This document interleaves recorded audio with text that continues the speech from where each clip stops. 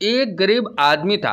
एक दिन वो राजा के पास गया और बोला, महाराज, मैं आपसे कर्ज मांगने आया हूँ। कृपा कर आप मुझे 5,000 रुपये दे। मैं 5 वर्ष के अंदर आपके रुपये वापस कर दूंगा। राजा ने उसकी बात पर विश्वास कर उसे 5,000 रुपये दे दिए।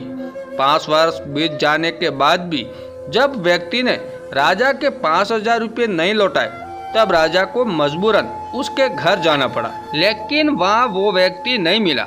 जब भी राजा वहाँ जाता, बहाना बनाकर उसे वापस भेज दिया जाता। एक दिन फिर राजा उस व्यक्ति के घर गया। वहाँ और कोई तो नहीं दिखा।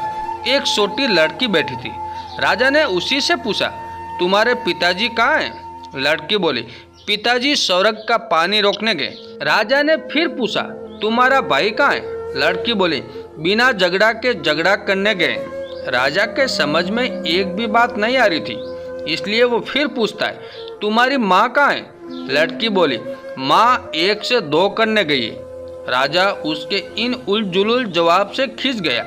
वो गुस्से में पूछता है, और तुम यहाँ बैठी क्या कर रही हो? लड़की हंसकर बोली, मैं घर बैठी संसार देख रही हूँ।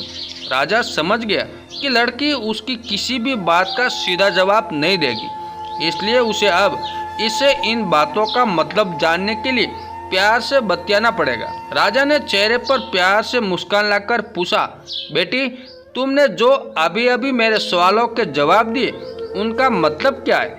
मैं तुम्हारी एक भी बात का मतलब नहीं समझ सका। तुम मुझे सीधे सीधे उनका मतलब समझाओ। लड़की ने भी मुस्कुराकर पूछा, अगर मैं सभी बातों का मतलब समझा दूं, तो आप मुझे क्या देंगे?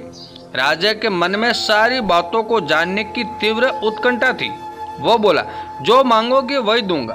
तब लड़की बोली, आप मेरे पिताजी का सारा कर्ज माफ कर देंगे तो मैं आपको सारी बातों का अर्थ बता दूंगी। राजा ने कहा, ठीक है, मैं तुम्हारे पिताजी का सारा कर्ज माफ कर दूंगा। अब तो सारी बातों का अर्थ समझा दो।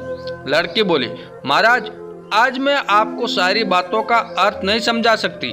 कृपा कर आप कल आइए, कल मैं जरूर बता दूंगी। राजा अगले दिन फिर उस व्यक्ति के घर गया। आज वहाँ सभी लोग मौजूद थे। वो आदमी, उसकी पत्नी, बेटा और उसकी बेटी भी।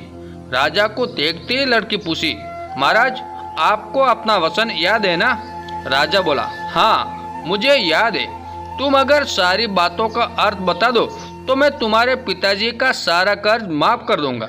लड़की बोली, सबसे पहले मैंने ये कहा था कि पिताजी स्वर्ग का पानी रोकने गए। इसका मतलब था कि वर्षा हो रही थी और हमारे घर की छत से पानी टपक रहा था।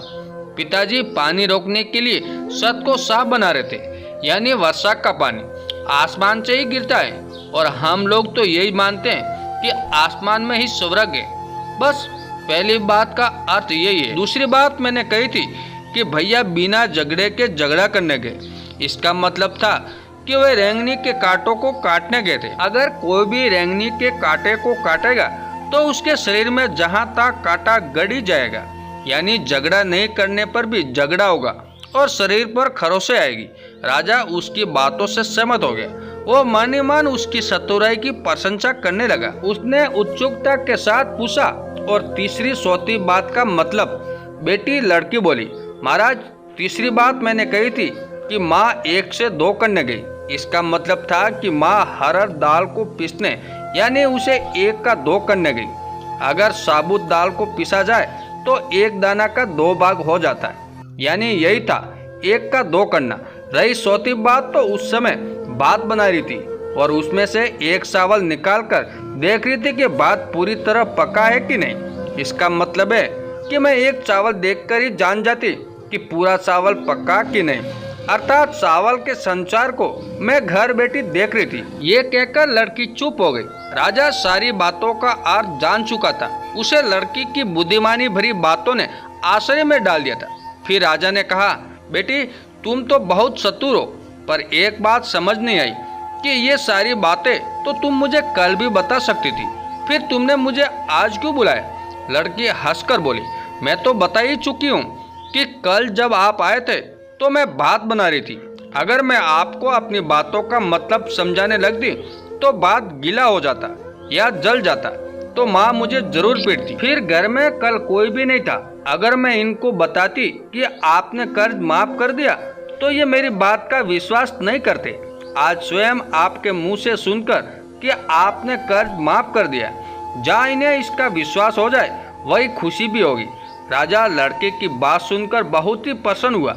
उसने अपने गले से मोतियों की माला निकाल उसे देते हुए कहा, बेटी ये लो अपनी चतुराई का पुरस्कार। तुम्हारे पिताजी का कर्ज तो मैं माफ कर ही चुका हूँ।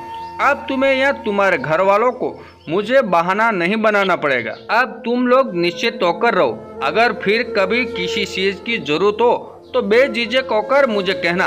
इतना कहकर राजा लड़की को आशीर्वाद देकर चला गया। लड़की के परिवार वालों ने उसे खुशी खुशी गले लगा लिया।